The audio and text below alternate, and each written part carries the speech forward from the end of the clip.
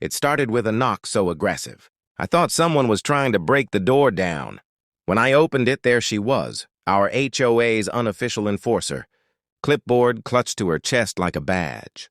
Her face was already red, and she didn't bother with hello.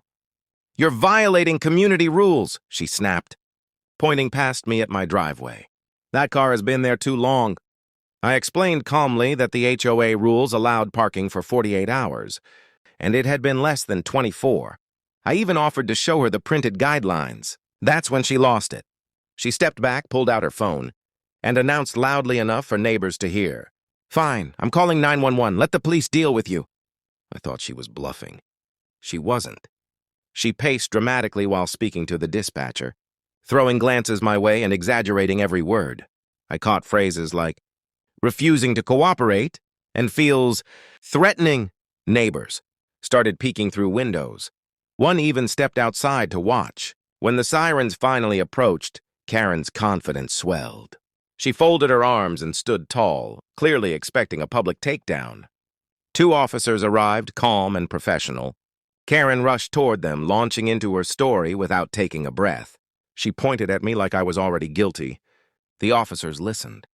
Then one of them turned to me and asked a single, simple question. "Sir, can you explain what's going on?" I handed them the HOA rule printout and calmly explained the situation. One officer nodded while the other walked over to inspect the driveway. He checked the timestamp on my parking permit and looked back at Karen. "That's compliant," he said plainly. The change was instant. Karen's mouth opened, then closed. The color drained from her face. The officers turned back to her. "Ma'am, 911 is for emergencies. This is a civil HOA matter. Misusing emergency services isn't appropriate." She didn't argue. She didn't shout. She didn't even look at me. She just stood there, completely silent. The neighbors slowly drifted back inside. The officers gave me a polite nod and left.